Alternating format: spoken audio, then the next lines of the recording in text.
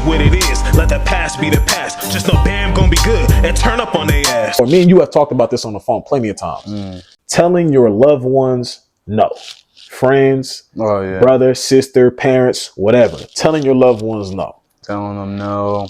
And even like your partner. Like, you know, you feel that like guilt or like weight on your shoulders, like, damn, I'm not trying to tell them no. But then it's like you turn into a yes man trying to tell everybody yeah. And it's like you got to get past the fact of like how other people gonna feel, because what about how you feel? Or like, what about what you finna put yourself through to not tell them no? Like, you making the impossible happen. And then when you can't do it, you letting yourself down and you letting them down when you could have simply just said like, you know what, I can't do that right now. Facts. It's like, I don't have the time to, or I don't, you know, I just can't do it, you know? And it's just, they may figure it out another way. They came to you as a resource, but it's easier for you to just tell them no, because then they're going to be like, oh man, like, why don't you just tell me that from before? So then it all falls on you anyway. You should have just said something. And that's why I look at, I got a partner, my boy Keenan. That's my boy, literally best friends since we was kids. I talk to him, I want to say once or twice every year. It's been like that for some time now. Keenan will flat out tell you if he's gonna be there or if he's gonna do something or whatever.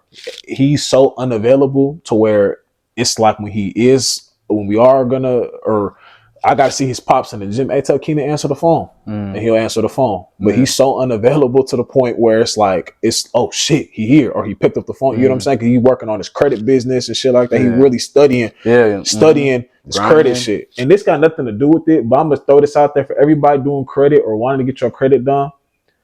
Make sure you go to someone who knows what they're doing, someone who's actually taking time to understand what the fuck credit is. My boy he's buying courses, studying, learning, talking to mentors online, late nights, early mornings. You get what I'm saying? He really grinding for this shit. So that's someone who I know I'll go to if I needed help in that department, because he done took steps. I mean, he didn't skip any steps. He went and did what you were supposed to do. Same thing with the training shit. I'm a pretty fit person, not to get off topic, but I can't really train a person because I really don't understand. I don't understand terms. I never took no courses on it. I just know what I do, what works for me. What works for you type shit. You know what I'm saying? So, but yeah, transitioning back to the loved ones. No, yeah, he really will. It's damn near surprised when he's available. So I'm learning people who are too available in everything are really put themselves in a bad position. Putting everybody first before you, really. Facts. When you're too available. And then that kind of creates resentment towards your people. Like, because it's like, damn, why everybody need my help? Why is I'm always being asked to do this and that? It's just like, why are you telling everybody yes? Like, you know, if you really don't have the time or you can't do it, it's up to you to tell them no, because they'll probably be okay with you telling them no. But it's just like you telling them yes all the time, so it's just they're gonna take it anyway, you know? Nah, facts. That's why I'm learning. Like, I think that because I saw Kevin Samuels' video recently on Instagram where he was talking to some dude who he said he's making $150,000 a year, making good money, but he said he struggles with women. He be on dating apps. And he's taking care of his mom, who's 65. And then he's all like, I mean, what woman wants someone who can't really talk to girls? You make a good amount of money. You can't really talk to women though, and then you're probably spending all your time taking care of your mom, whatever. And me personally, I salute a man taking care of his mother. But I think what he was saying is you make $150,000 a year and you're paying for her condo. It's just your life is being on pause for your mother. And maybe her life was once on pause for you, because he said he never knew his dad. So it was a single mom situation. She may have had men in and out of his life, whatever. We don't know the full story, and now I would say he's kind of paying for it now. He called him a husband's son or son husband, whatever the fuck it was. He probably feels guilty too with that, but sorry to cut you off, but his mom taking care of him, that's her job. Like, you know, no shade or nothing like that. So it's like, even as you get older, help your mom, help your dad, like depending on what it is. But it's like, you got to limit that help, because you never going to get over the hump. Yeah, exactly. And then it's also too, like, especially if it's getting in your way of something, like, Yeah, you Your can. mom or dad will understand, like, hey, I can't help you right now. I'm trying to grind. I'm trying to do this. Not even necessarily just for women, but just like, say, like, you're trying to get your own spot, stack this money, do this and that. Like, you ain't going to do that if you're giving out all this money. It's going to get in the way of halo shit. 65. I'm pretty sure he didn't just start making 150,000. So I like to know the backstory of shit before I really give my opinion, because I want to know, is she disabled or like what is it? It don't sound like she disabled at all. She's 65 and he's how old? He probably was over 30. You know what I'm saying? So I really want to know what it is, because I can see what he's saying as far as, because me, I'm gonna take care of my mom if she need it. My dad, who, you know what I'm saying? Like parents, who if they need it, I got them. But it's just, I do think when you do that too much, your life will be put on hold. Yeah. Your life definitely will. For anybody, for too. anybody though, and it's fucked up because they like, well, they raised you. It's like, yeah, they did. Yeah, and yeah, it is their job too. But it's a lot of parents who don't raise their kids at all or raise them good. Yeah, you know what I'm saying. So 100%. And then I'll even say this: most people that understand it, like, are living in it. The people who don't understand it aren't living in it. Like, right. Prime example, my mom will tell me all the time, like, don't let her get in the way of, like, my growth. Right. Like, if I have to tell her, like, oh, I can't do this right now for X amount of time, then okay, you know, it's just what I can do for her. And then even then, she understands she's her own woman. Like, she got her husband, they doing their thing.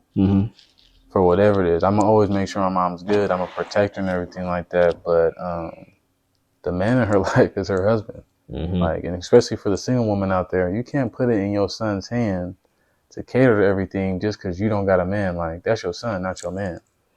It's a lot of son boyfriends or son husbands. Yeah, and it's like, and then you kind of like, you know, sons are gonna love their moms, like when they say mama boys and all that stuff. But it's like, you kind of messing with his like mental, because he gonna feel hella guilty or something when he can do for you, or if you tell him no and you switch it up on him, like, oh, you gonna do your mom like that? It's gonna be a lot of girls not fucking with him either. Yeah, like good.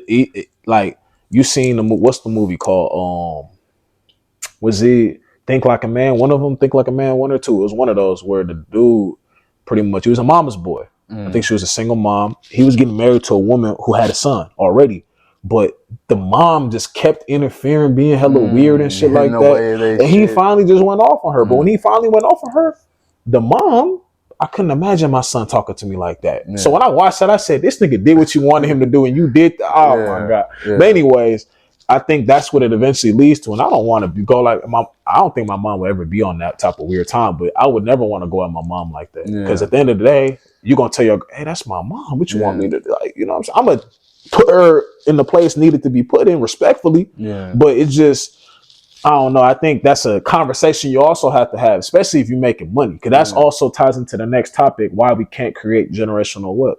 They say it's really amongst the black folks. Because when the black folks get money, auntie got some money now. Uncle got some money now. Cousin got some money now. Like dishing it out. Yeah, the rap. You can even see it in the rap community, bro. These rap niggas will blow up, give their whole block some money, and then they fall. And then when they fall off or when they pass away, these niggas over here trying to talk to his ex-girlfriend and all type of shit. We see it every day. It always happens. So why do you think we can't create generational wealth as a black people? Yeah, I would say trying to probably fix everyone else's problems, like you said, auntie, cousin, all that stuff, before being able to have like a foundation. And then even to add on to that, like, money is not going to fix everything. Like, even generational wealth, like, it's not going to exist just because of money.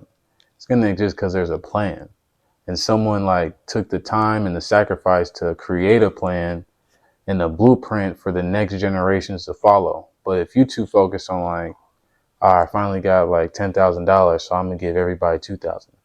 Everyone's 2,000 gonna fall off if everybody not on the same type of time to invest into one, rather than like, all right, I'm gonna use the 2,000 to fix my problem. Thanks for giving it to me, and then in 2 months, I'm gonna come back for another 2,000. That's like, how we're not using. Like, you have to be selfish when you're building yourself up, so you can be selfless like at the end goal. But it's like, whoever don't want to follow that blueprint and stuff, you never gonna get there, because it's like, this is what it takes to get to that generational wealth or to get to the top or whatever like that. Like, someone has to take the sacrifice to build something and keep that shit going. And then whoever wants to be included has to be willing to play their part, not just have an open hand.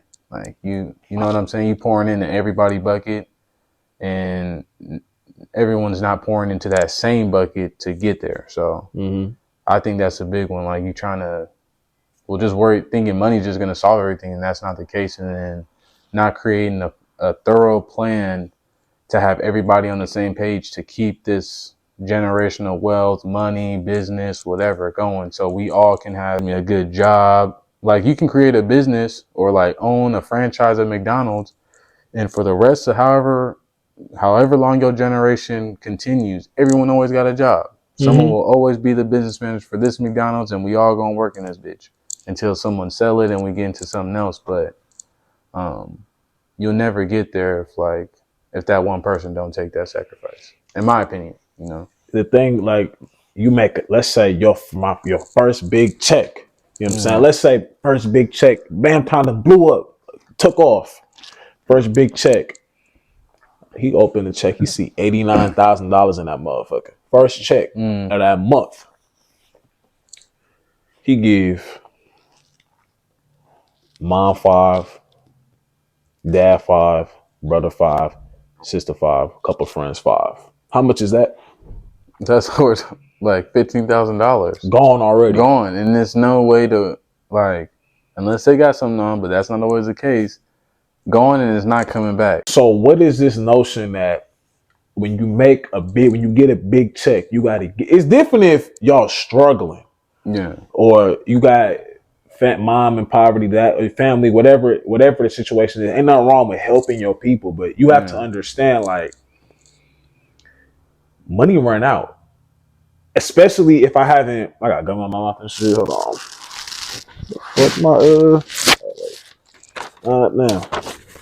Especially if you're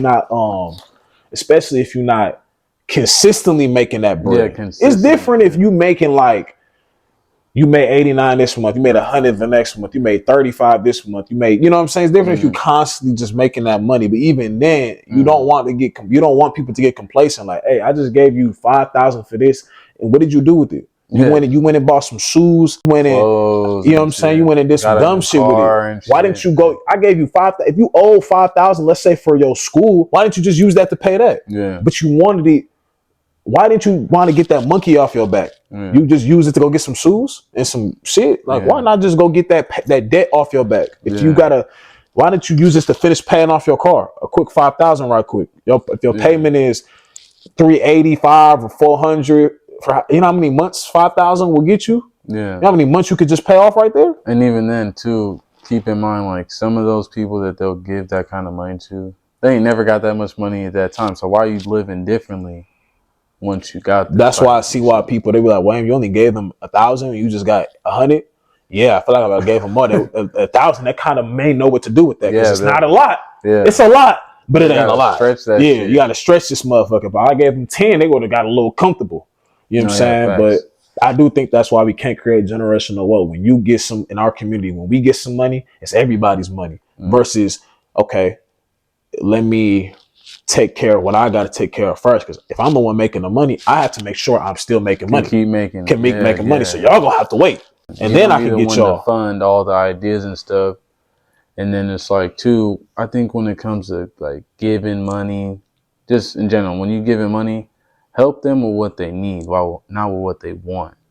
That's what I'm saying. If they in debt, or, like, say mom and dad got hold on, sit up real quick. So say they got $20K in debt and shit. Like, let's focus on that debt. And let me not just give you this $10,000 and y'all go get a new car and buy new clothes and stuff like that. Like, let's put 5 towards the debt, and then let's use the rest of the money to try and create something to make us more money on y'all and to benefit y'all, not me, but y'all. So what we gonna get into? Like we were just saying earlier, the vending machine, or like y'all wanted to start a cooking business or something like that.